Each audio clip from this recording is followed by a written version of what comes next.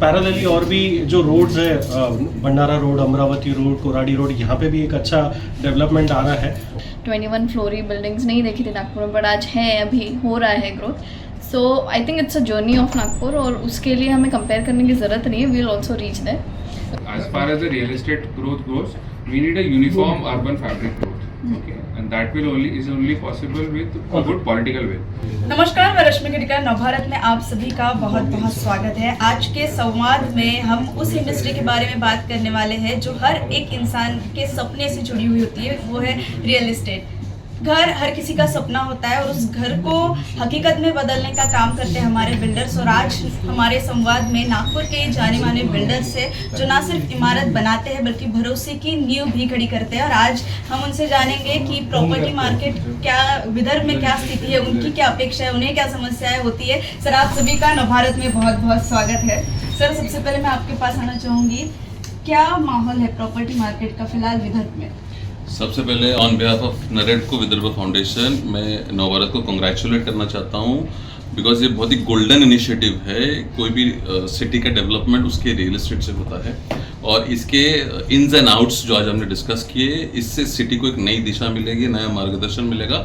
नागपुर बहुत ही growing city है, अच्छा ग्रो कर रही है, इंफ्रास्ट्रक्चर ग्रो कर रही है। We request on behalf of NAREDCO also and Navbharat also कि यहाँ पे ज़्यादा से ज़्यादा अगर इंडस्ट्रीज़ का एस्टैब्लिशमेंट हुआ, ITES का एस्टैब्लिशमेंट हुआ, मैन्युफैक्चरिंग का एस्टैब्लिशमेंट हुआ, हमारे रिलेटेड जितने भी रियल एस्टेट रिलेटेड चीज़ें हैं, जैसे टाइल्स है, प्लम्बिंग है, इन सारी इंडस्ट्रीज़ का एस्टैब्लिशमेंट होगा तो ये बहुत ग्रूम होगा, डेवलप्ड होगा, और इसके बाद से रियली एक बायर्स को फ़ायदा होगा। और आप जो वर्चुअल प्रॉपर्टी एक्सपो कर रहे हो उसके लिए आपको बहुत बहुत शुभकामनाएं। जैसे डिस्कशन में हुआ है कि आप वर्ल्ड वाइड भी इसको एक्सपोज करने वाले हो, इसका एक्सपोजर मिलने वाला है, और लेट्स सी द बेस्ट की इंटरनेशनल इन्वेस्टमेंट्स ना कि मुंबई, पूना और बेंगलोर जाए, सिर्फ नागपुर में एस्टैब्लिशमेंट हो। बिल्कुल बिल्कुल सर, मैं आपके पास आना चाहूँगी। सर, अभी हम विदर्भ की बात कर रहे हैं, तो नागपुर की अगर बात करें तो आने वाले ये 2-3 सालों में आपको क्या लगता है कौन से ऐसे एरियाज हैं जो डेवलप होंगे और क्या रेट रह सकते हैं? मैं सबसे पहले थैंक्स बोलना चाहूँगा नवभारत को कि उन्होंने ये रियल एस्टेट संवाद यहाँ पे आज ऑर्गेनाइज़ किया। Thanks to Navbharat. और जैसे कि आपने पूछा है कि फ्यूचर में 2-3 साल में और कौन से एरिया डेवलप्स होने वाले हैं, नो डाउट वर्धा रोड तो सभी को जानते ही है कि वर्धा रोड पे क्या डेवलपमेंट आ रहा है। बट पैरेलली और भी जो रोड्स है, Bhandara road, Amravati road, Koradi road, यहाँ पे भी एक अच्छा डेवलपमेंट आ रहा है। आज यहाँ पे हम लोगों ने डिस्कशन किया, हमारे जितने भी प्रॉब्लम्स थे जो रियल एस्टेट के, आप लोगों ने सुना, समझा और उसको कवर किया, उसके लिए मैं धन्यवाद बोलना चाहूँगा Navbharat.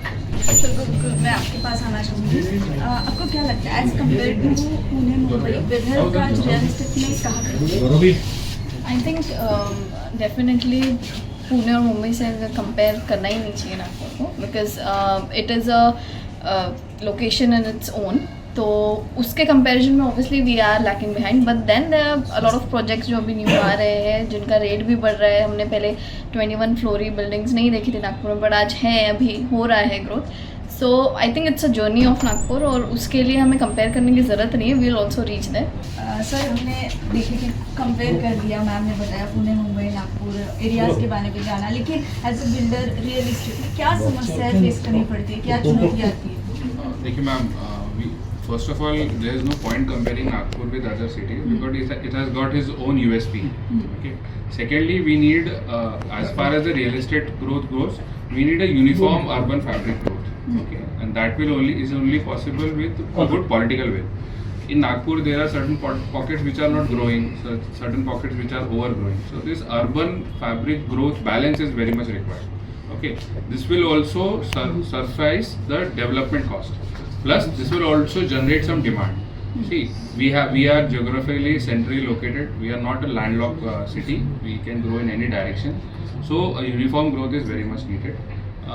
Standardization of rates, then it will be a result of that activity. And secondly, we need surplus jobs.